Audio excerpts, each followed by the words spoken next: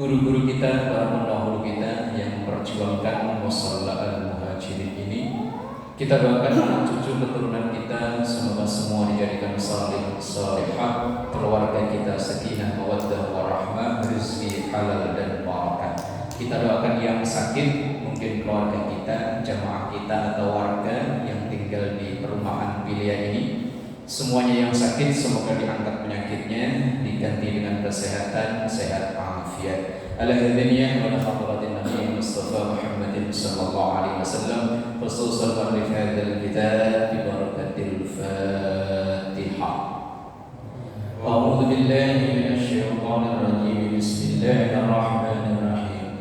Alhamdulillahi rabbil alamin arrahmanir rahim maliki yaumiddin. Iyyaka na'budu wa iyyaka nasta'in. Ihdinas siratal mustaqim. Siratal ladzina an'amta 'alaihim ghairil maghdubi 'alaihim waladdallin. Amin. Bismillahirrahmanirrahim. Kita melanjutkan ngaji kita dari kitab Riyadhus Shalihin, masuk ke hadis 149. Wa an Abi Juhaifah Wahab bin Abdillah radhiyallahu anhu. Diriwayatkan dari Abi Juhaifah Wahab bin Abdillah, semoga Allah meridhoinya. Qala, ia berkata, Akhan Nabi sallallahu alaihi wasallam baina Salman al-Farisi wa Abi ad-Darda. Akha mempersaudarakan. An-Nabi sallallahu alaihi wasallam, Nabi kita Muhammad sallallahu alaihi wasallam, baina Salman al-Farisi wa Abi ad-Darda, antara sahabat Salman al-Farisi dan Abu Darda. Ketika Rasulullah hijrah ke Madinah, maka sahabat-sahabat yang dari Makkah, muhajirin, kayak kita ini kan rata-rata muhajirin ya, kecuali Baji ya, yang Ansor ya, asli sini ya. Muhajirin no ya? Asli. Oh berarti sama ya, Ansor ya. Sahabat Nabi yang datang dari Makkah pindah ke Madinah, muhajirin. Lah yang penduduk asli Madinah namanya Ansor.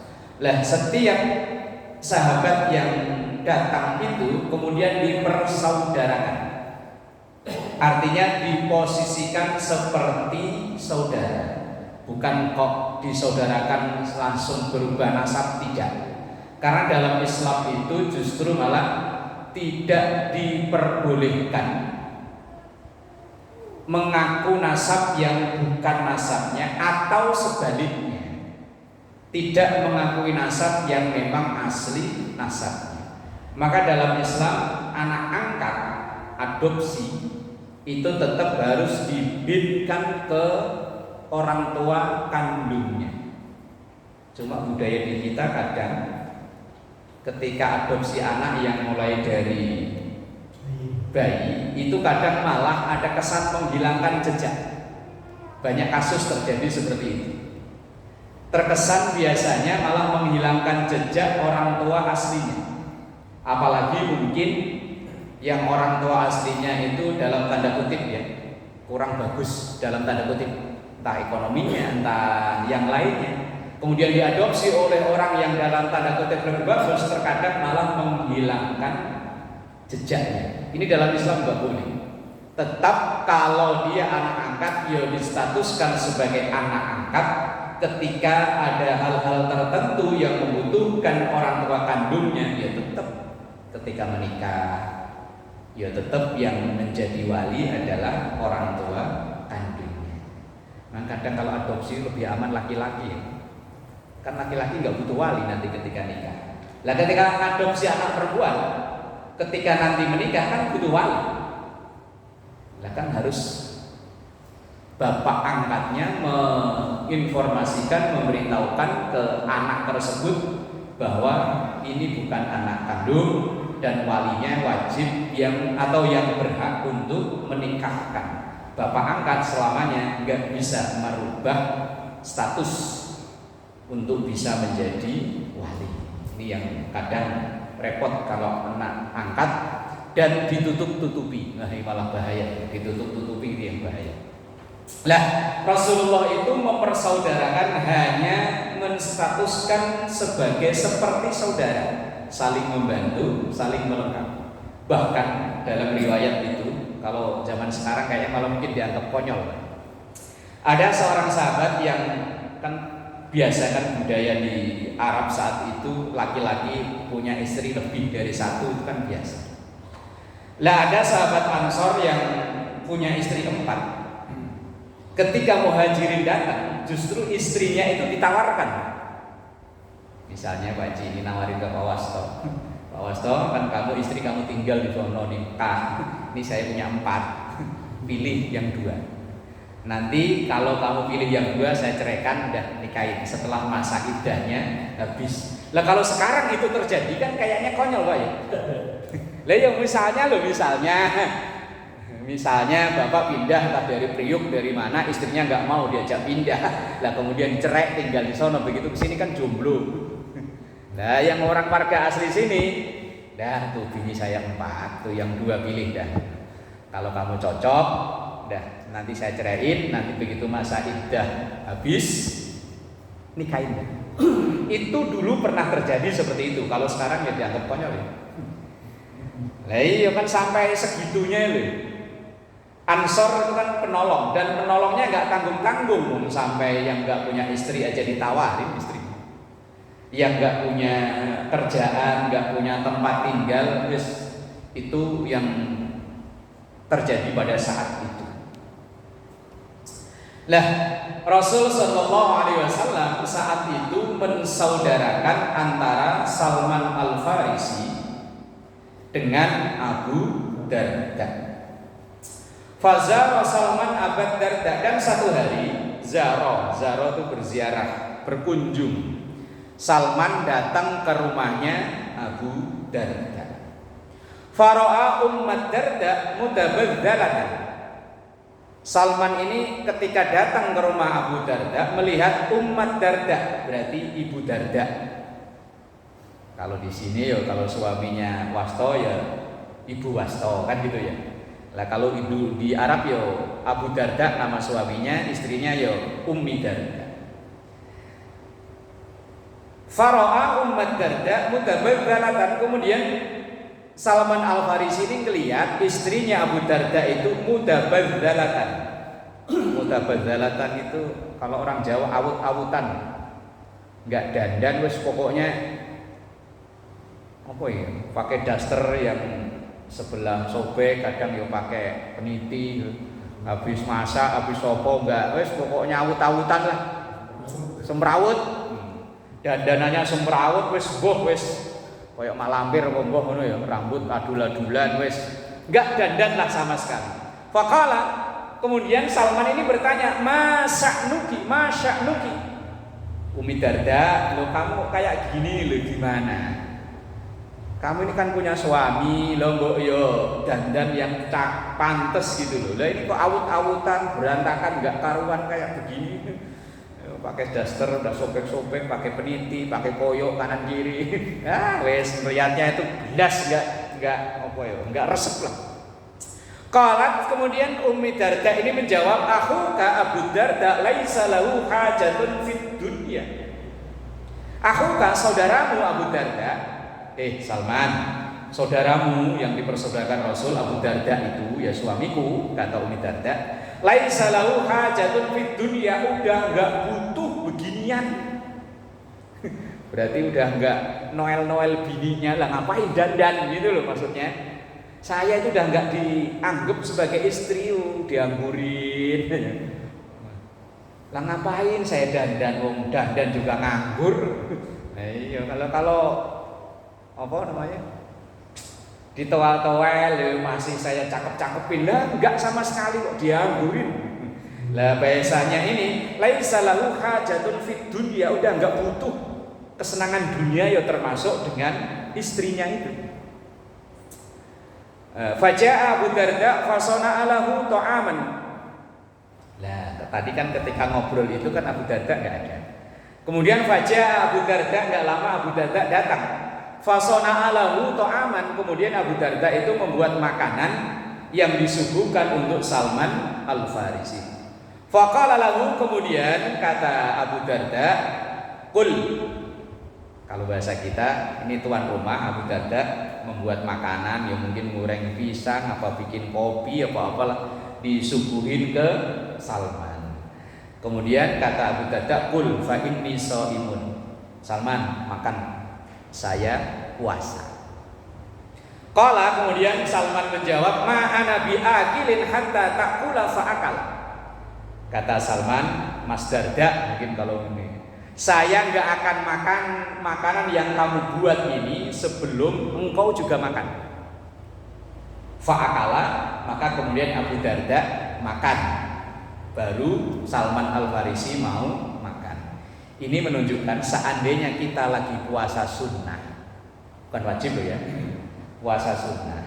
Lah kok ada yang Pak Dadang makan yuk, di situ tuh ada sop iga enak, boleh dibatalin untuk menghormati ajakan. Atau kita bertamu ke rumah seseorang, kemudian kita disuguhi makanan. Untuk menghormati tuan rumah, untuk menghormati suguhannya yang disuguhkan tuan rumah itu, boleh kita untuk membatalkan puasa. Boleh, Pak. Itu kalau puasa sunnah. Kalau puasa wajib, ya enggak.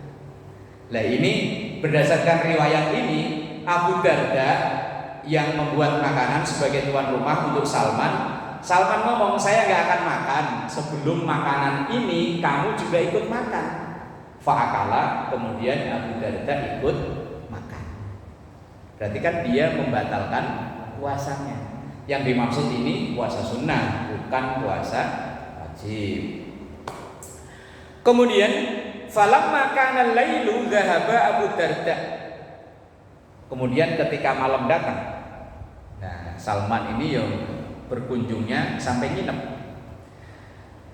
Zahaba Abu Darda yaqumu faqala lahu num fanama. Ketika malam, ketika Abu Darda ini mau sholat malam, kata Salman, masih jam segini udah tidur aja dulu. Tidur aja dulu. Tidur aja dulu. Summa dzaba yaqumu fa qala lahu num. Kemudian tidur, bangun lagi ketika mau bangun untuk sholat malam, kata Abu Salman, Abu Darda, tidur masih jam segini. Ya mungkin baru jam 12 atau baru jam berapa udah tidur.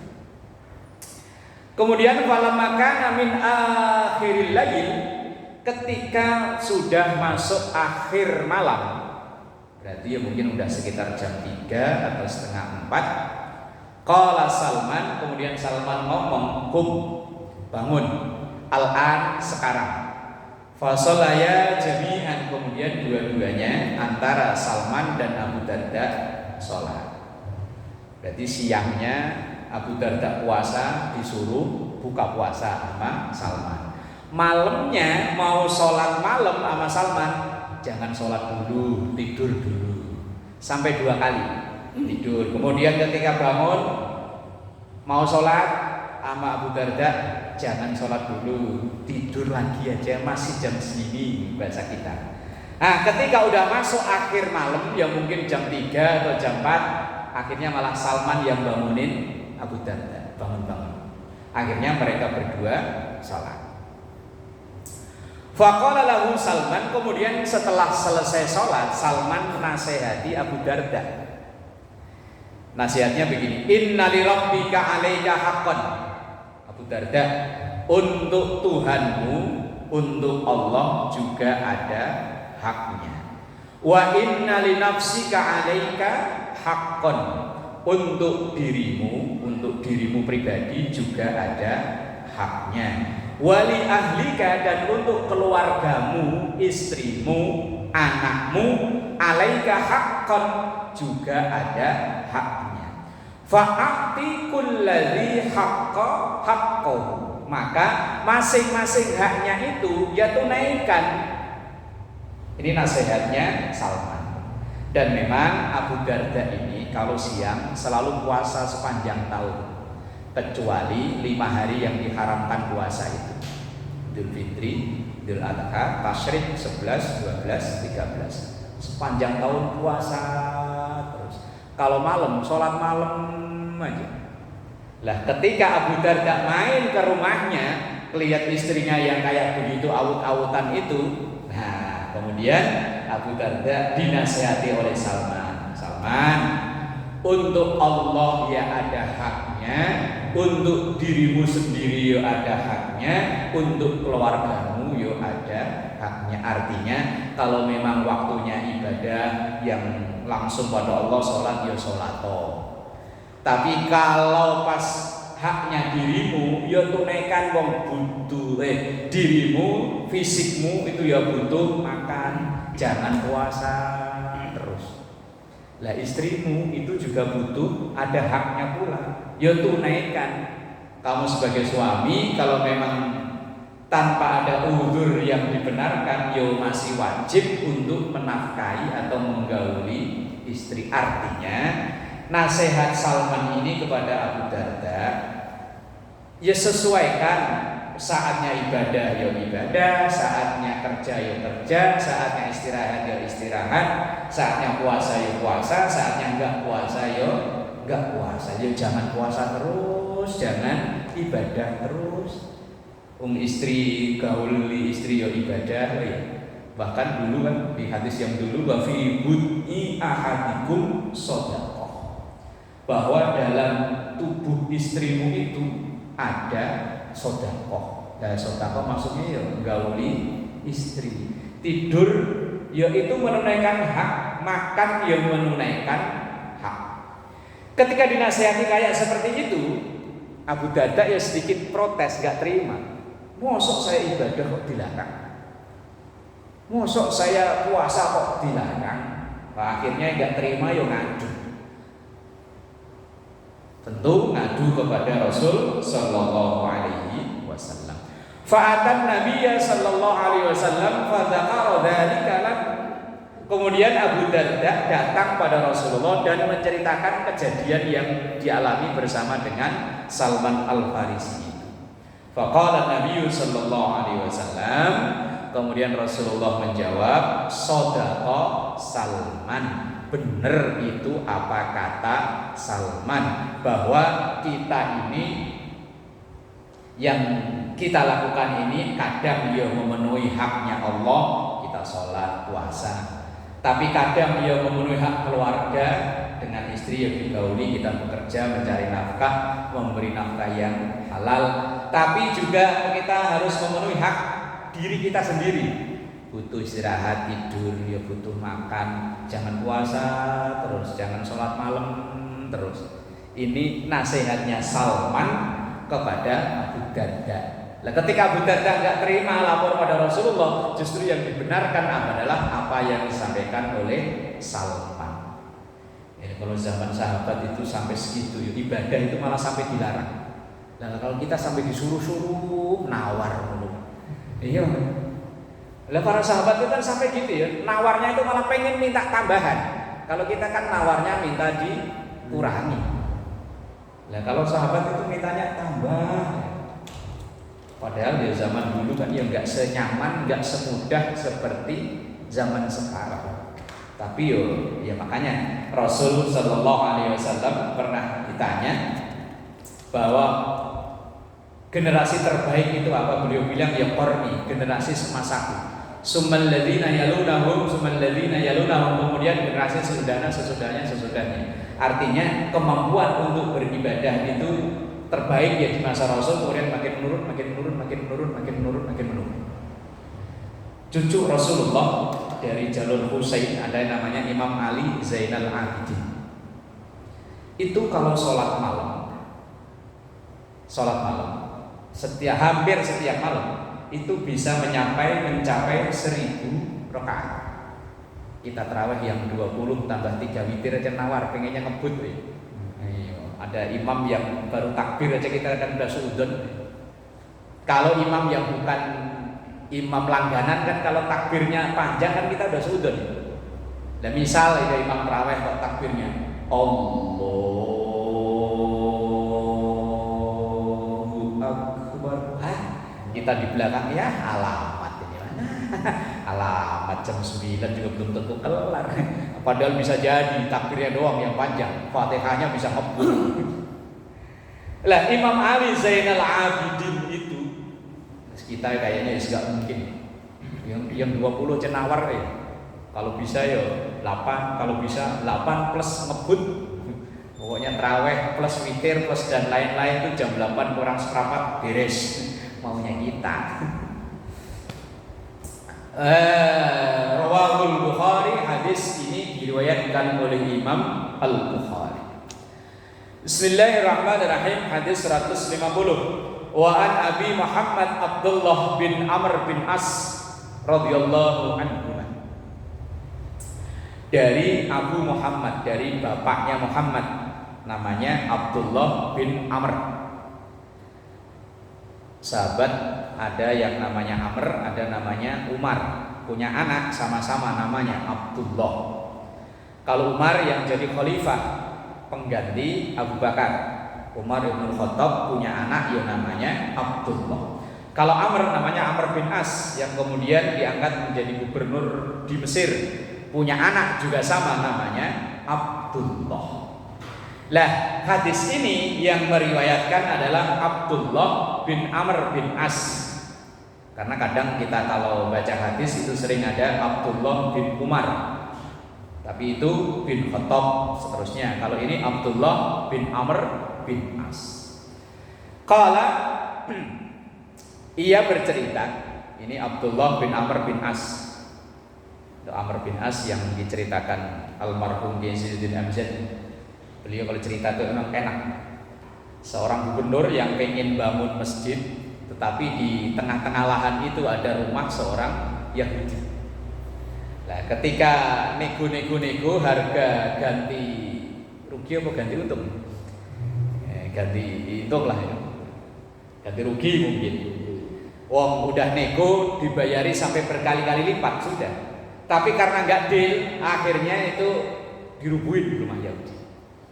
Nah kemudian si Yahudi ini karena ia berpikir bahwa Amr bin As ini hanya seorang gubernur, tentu punya atasan khalifah Umar bin Khattab di Mekah, di Madinah.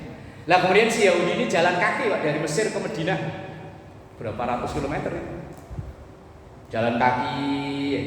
Begitu ketemu sampai ke Madinah, ia membayangkan bahwa Amr bin As yang hanya seorang gubernur saja istananya megah luar biasa. Ia membayangkan apalagi khalifah. Wah, pasti istananya megah luar biasa. Tapi begitu nyampe ke Madinah, ketemu seorang yang laki-laki gede tinggi besar tidur di bawah pohon kurma. Tiduran bukan tidur. Ditanya kalau kita, Pak, gampang nanya, kalau istana khalifah mana ya? Khalifah siapa? Umar. Umar siapa? Umar bin Khattab yang jadi khalifah. Oh, ini orangnya di sini. Ya kaget. Khalifah kok tidur di bawah pohon kurma? Presiden, sekelas presiden kok tidur di bawah pohon kurma tanpa pengawalan pas pampres, tanpa wis. Akhirnya dia nanya, dia ngadu begini loh, Khalifah Umar, saya itu punya rumah. Nah, Amr bin As gubernur Mesir itu punya proyek mau bangun masjid. Nah, rumah saya karena ganti rugi nggak deal, akhirnya rumah saya digaruk, dirubuhi. Nah, kemudian kata Umar bin Khattab, cari tulang kontak. Begitu cari tulang kontak ketemu, digaris pakai pedang. Udah bawa balik, bilang ke sampaikan ke Amr bin As. Ini si Yahudi malah makin bingung. Ya Allah, bukan ya Allah ya nyebutnya, ya Tuhan, Allah. Jauh-jauh dari Mesir ke Madinah mau ngadu bahwa rumah saya digaruk, dirubuhin buat proyek masjid. Lah kok cuma dikasih tulang, digaris lurus. Ini apa? Begitu pulang nyampe ke Mesir, lapor ngadep ke Amr, Tuan Gubernur, ya. Ini saya ada dari Madinah. Dari Madinah? Iya. Ini dapat titipan dari Khalifah Umar bin Khattab. Satu tulang, ada garisnya. Itu Amr bin As langsung gemeter. Langsung dia bilang, rumah Yahudi bangun lagi. Nggak jadi proyek masjid, batal. Yang punya tender ya kenyut-kenyut lah ya. Udah kadung ini. Ya, akhirnya ya Yahudi tadi malah bilang, Islam begitu adil. Kemudian akhirnya Yahudi masuk Islam, dan masjid yang sekarang masih berdiri itu di tengah-tengahnya ada wakaf dari orang Yahudi, bukan orang Islam. Nah, ini Amr bin As punya anak namanya Abdullah. Akhbiran Nabiyu anni aqulu.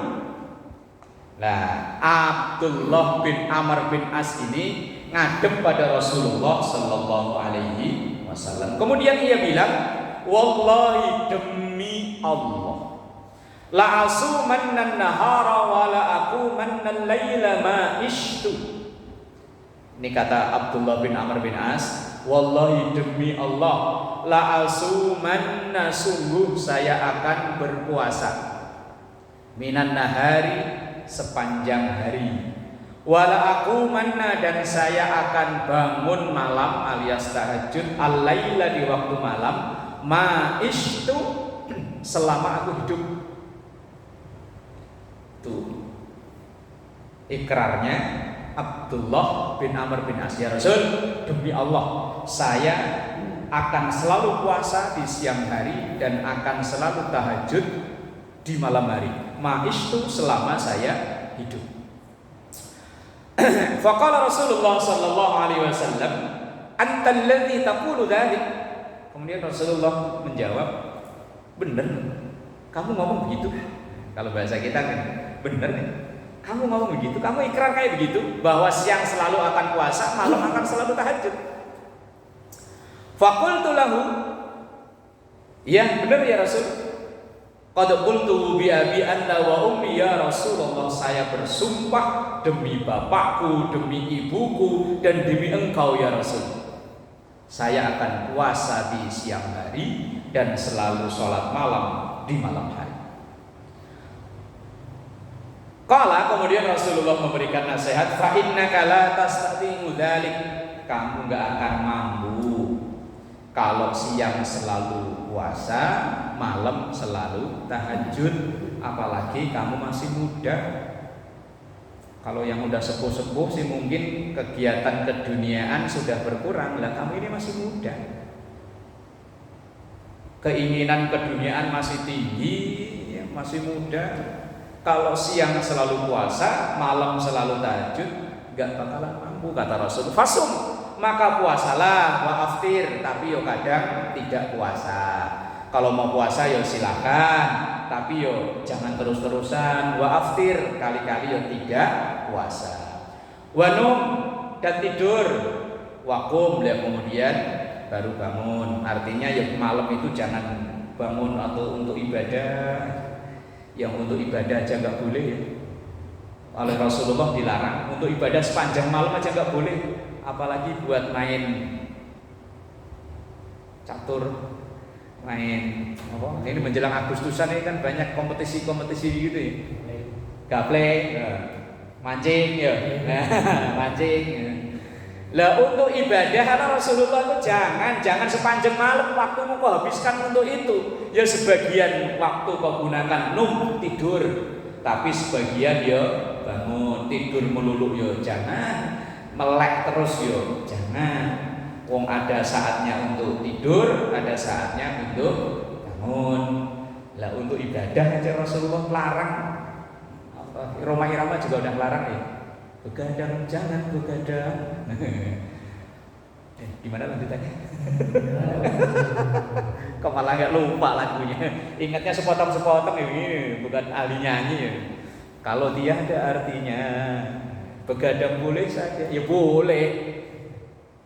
Terus lanjutannya orang nggak hafal ya. Mau lomba nyanyi Agustusan nggak hafal. Ya Allah. Ini nasihat Rasulullah kepada Abdullah bin Amr. Saatnya puasa ya puasa, saatnya enggak puasa ya enggak, saatnya tidur ya tidur, saatnya bangun ya bangun. Wasum minasyahri salasata ayyamin. Kalau mau puasa, ambillah 3 hari dalam sebulan. Itu yang dimaksud dengan yaumul bid, puasa terang bulan 13, 14, 15.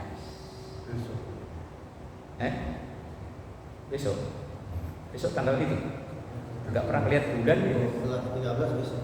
10 kan Jumat ya. 11 Sabtu 12. Oh iya benar ya. Pas hari Senin juga lagi. Fasum minasyahri salasata ayyamin. Kalau mau puasa di siang hari yang selain puasa wajib, yuk ambil yang 3 hari dalam sebulan kata Rasulullah. Fa innal hasanata bi asyri amsalihha.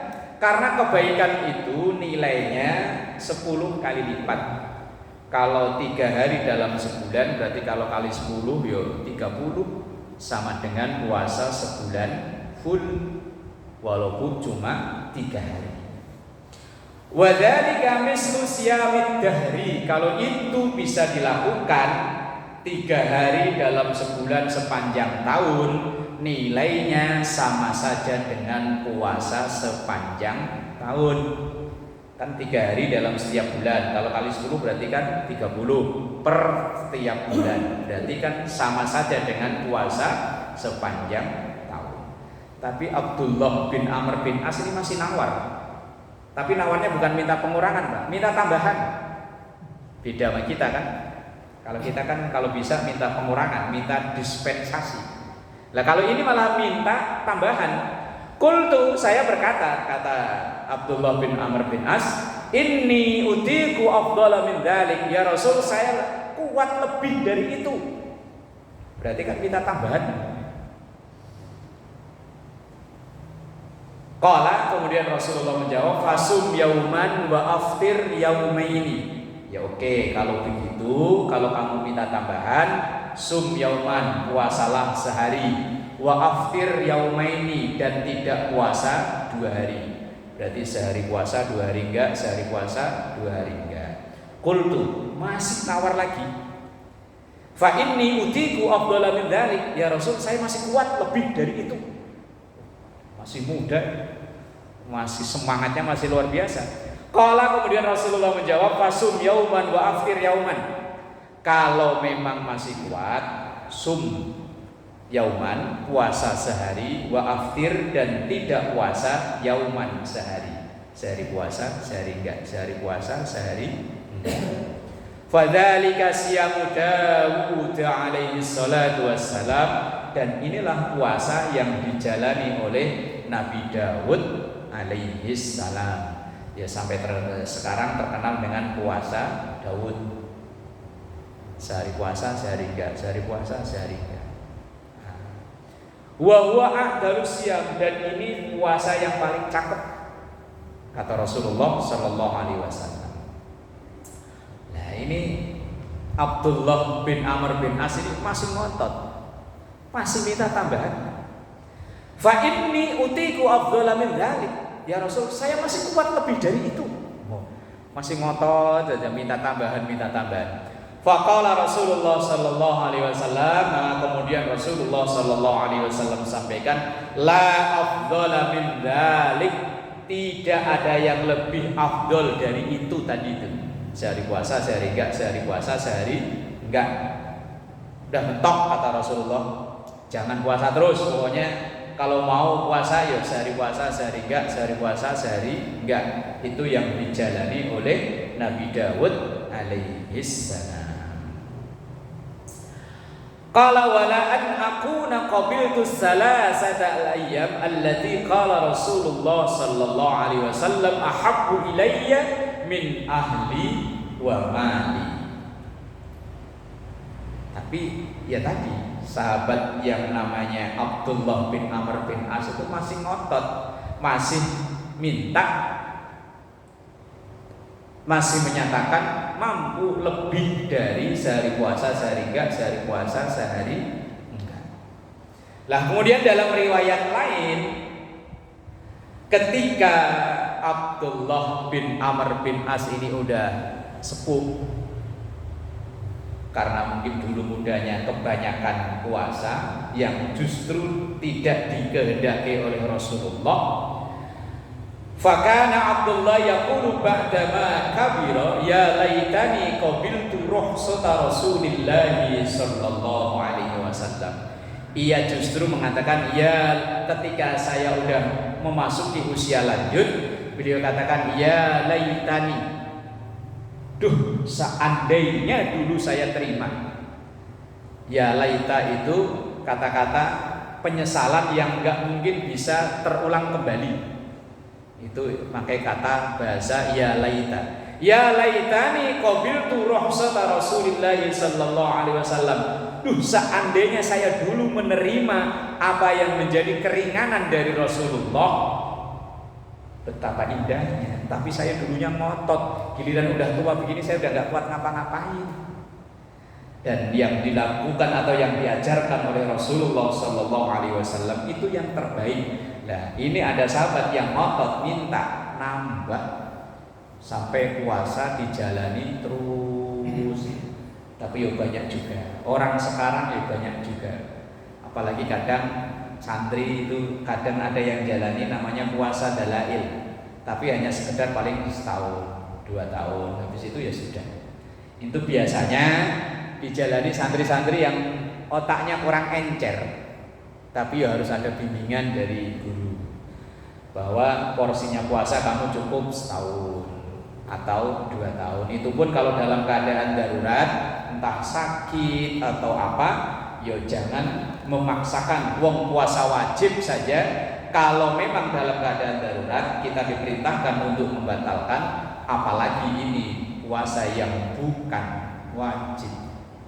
Ya, tadi di awal kan cerita Salman Al-Farisi yang justru menganjurkan Abu Darda untuk sesekali membatalkan puasanya sehingga tidak sepanjang tahun dalam setiap hari itu puasa terus menerus. Bismillahirrahmanirrahim. Ini masih bahasan dalam bab al-iqtisad fil ibadah, yaitu sederhana di dalam ibadah, tidak berlebih-lebihan. Bahkan dalam hadis Rasulullah sallallahu alaihi wasallam yang terdahulu, Rasulullah itu beliau ketika kuntu usalli ma'an Nabi sallallahu alaihi wasallam as-salawati. Ini Ini kesaksian dari sahabat Abdullah bin Jabir bin Samurah. Beliau katakan, kuntu saya usolli melaksanakan sholat ma'an Nabi sallallahu alaihi wasallam as-salawati. Banyak sholat yang saya lewati bersama Rasul. Artinya Abdullah bin Jabir bin Samurah ini menjadi makmum Rasulullah. Fakanat sholatuhu qasdan. Sholatnya Rasulullah itu qasdan. Qasdan itu sedengan. Sedengan itu Indonesianya apa? Enggak panjang, enggak pendek. Tengah-tengah, sedang-sedang saja. Cuma kan bahasa panjang, bahasa pendek, bahasa sedang-sedang saja itu kan relatif ya. Di satu tempat mungkin orang ketika maghrib, kok misalnya maghrib misalnya baca sabbihisma rabbikal a'la, bagi yang enggak terbiasa maghrib kok sabbihis panjang amat. Tapi mungkin bagi orang yang terbiasa dari dulu, memang di lingkungannya itu maghrib kok baca itu, lah tiba-tiba kok baca kulhu, pendek amat. Makanya kan panjang, pendek, sedang-sedang itu kan relatif, tergantung dari kebiasaan yang ada di masyarakat sini. Saya pernah pengalaman begini, ini bulan Ramadan. Satu malam saya ngimami di satu masjid yang terawihnya sama-sama 20. Nah, ya saya biasanya kalau 20 kan ya agak ngebut dikit lah ya. Begitu dapat satu kali salam ditoel dari belakang. Ustaz, jangan cepet-cepet, kecepetan. Oke, udah agak saya lambatin kan. Besoknya pindah di masjid lain, ya sama terawihnya 20 Pak. Begitu saya pakai yang agak tadi ditoel lagi. Ustaz, bisa dicepetin lagi nggak? Berarti kan cepet, nggak cepet, itu kan relatif ya. Tergantung dari kebiasaan di masyarakat itu. Makanya ada kaidah al-adah muhakkamah. Kebiasaan yang ada di masyarakat itu bisa menjadi hukum yang tidak tertulis secara langsung. Kalau memang biasanya di masyarakat itu durasi sholatnya, misalnya seukuran hanya sekian ayat, misalnya ya 5 ayat, 7 ayat, 10 ayat lah terbanyak. Lah kok tiba-tiba dibacain 20 ayat ya kepanjangan. Lah yang biasa 15 ayat kok dibacain cuma 2 ayat, ya kependekan. Maka ya panjang pendek itu kadang relatif. Dulu waktu saya pertama datang ke Jakarta, jadi makmum khutbah Jumat, wah lo khutbah lama amat. Karena biasa di kampung saya itu kalau khutbah cepet banget. Cuman baca ayat, diterjemahin, terangin dikit, udahan. Yo paling sama sholat-sholatnya itu paling 15 menit kali. Begitu di Jakarta kan kadang ada yang khotibnya tuh keenakan ngedongeng sampai jam 1 kurang masih. Yang makmum udah ada yang batuk, ada yang takbir, ada yang sholawat, masih. Lah kalau di pemukiman kayak begini gak masalah. Lah kalau di perkantoran, di lingkungan pabrik kan yang bermasalah. Jam 1 kurang 10 baru kelar. Sementara karyawan butuh makan, butuh istirahat, repot. Lah, maka di sini bahasanya sahabat Rasulullah itu fakanat salatu qasdan wa khutbatuhu qasdan. Salatnya Rasulullah itu ya sedang-sedang, khutbahnya Rasulullah itu ya sedang-sedang. Tapi sekali lagi namanya panjang pendek, sedang-sedang itu relatif tergantung dari kebiasaannya. Dan memang Rasulullah itu pernah menegur sahabat yang sholatnya ngimami ya. Kalau sholat sendirian mah beliau nggak pernah tegur. Ketika ngimami terlalu panjang sehingga jamaahnya itu ngadu ke Rasul. Ya Rasul, saya ini muslim baru masuk Islam. Lah ketika ikut sholat lama banget, boleh nggak saya nggak berjamaah? Wong sholatnya kelamaan imamnya. Imamnya siapa? Itu si Fulan bin Fulan. Nah akhirnya imamnya dipanggil, ditegur. Idza amma ahadukum falyukhaffif. Bunyi tegurannya. Idza amma ahadukum, kalau salah satu di antara kalian menjadi imam, falyukhaffif, maka sederhanakan. Artinya biasakan kondisinya, kalau biasanya segitu ya segitu. Tapi kalau sholat sendirian, falyutawwil ma syaa, maka terserah mau panjang kayak apa yo terserah. Nah itu Apalagi ya rata-rata masyarakat kita ini kan masyarakat awam. Kalau terlalu panjang ya ngegerendeng, terlalu lama ya lama. Masih lah besok ya sholat di rumah aja kalau begini ceritanya. Terawih kalau kelamaan ya pindah musola, ya. Pindah masjid. Oh, doa mujirin lama, pindah aja ke ini Ruhuda namanya. Pindah di situ cepet. Apalagi dulu zaman kita masih remaja, Pak. Pokoknya imam terawih idola itu yang paling cepet, entah bacaannya apa, buat itu yang jamaahnya rame. Dan itu memang real masyarakat kita ya seperti itu. Bila kecuali di kalangan masyarakat tertentu yang memang sudah terbiasa untuk sholatnya panjang, yo nggak masalah. Lah, ini hadis yang diriwayatkan oleh Imam Muslim menunjukkan bahwa Rasul itu ya tadi beliau itu sangat paham dengan kondisi jamaahnya. Bahkan biasanya kan kalau kita baca dalam kitab-kitab fikih yang etika imam di antaranya ya sebelum takbiratul ihram itu madhep ke belakang. Karena kan bisa jadi di belakang ada orang yang sudah sepuh, yang kalau sholat kelamaan, apalagi rukuk kelamaan ya bisa pala puyeng, dengkul gemeter. Ya, makanya sholat ya jangan terlalu lama, tapi ya jangan terlalu cepat. Jamaahnya udah sepuh gitu, kalau kecepatan ya dengkulnya kasihan.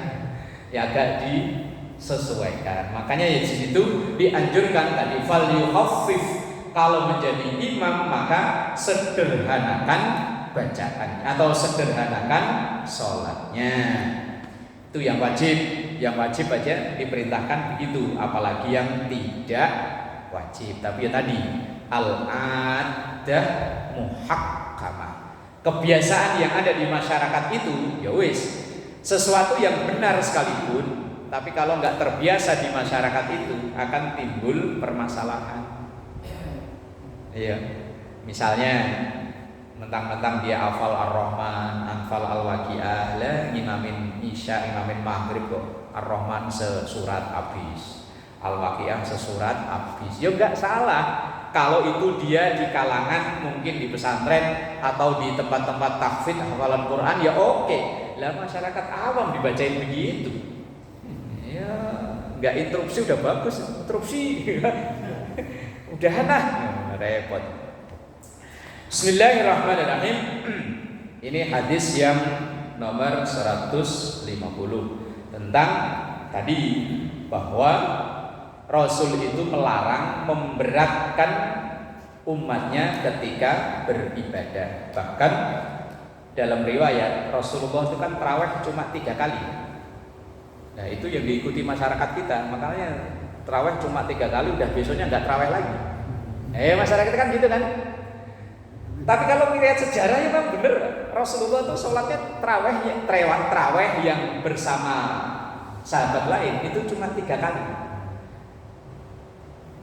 Hari pertama, hari kedua, hari ketiga, hari keempat Rasulullah udah nggak keluar lagi dari rumah. Hari pertama itu yang ikut dikit, hari kedua makin banyak, hari ketiga makin banyak, walaupun tidak berjamaah masing-masing. Makanya kalau ada terawih berjamaah itu bid'ah. Bid'ah, terawih berjamaah itu bid'ah. Lah kemudian hari keempat sahabat nungguin aja sampai menjelang waktu sahur kok Rasulullah nggak keluar-keluar. Nah, kemudian hari kelimanya ada beberapa sahabat yang memberanikan diri bertanya, ya Rasul, kami itu sangat suka dengan sholat malam yang kemarin di bulan Ramadan itu, tapi kok panjenengan nggak keluar lagi gimana? Rasulullah bilang begini, saya melihat antusias kalian tentang sholat malam saat itu belum terawih namanya, belum ada namanya, belum. Saya takut, saya khawatir kalau kalian senang sholat ini nanti turun perintah sholat ini menjadi wajib. Walah kalau jadi wajib walah. Kalau yang masih karyawan pulang malam wah abot ya. Rasulullah nggak terawih itu kan ada alasannya, takut kalau turun perintah terawih itu menjadi wajib. Lah kalau kita kan nggak ada yang takutin, ya takutnya kita aja yang malas itu. Lah kemudian Sampai Rasulullah wafat, ya tetap tarawehnya itu enggak berjamaah. Abu Bakar ya enggak berjamaah. Baru pada masa Umar, sholat taraweh itu ya yang ngerjain banyak, tapi kayak orang sholat qobliyah ba'diyah itu sendiri-sendiri. Kemudian Umar bin Khattab yang saat itu jadi khalifah nunjuk namanya Ubay bin Ka'ab. Udah bisa.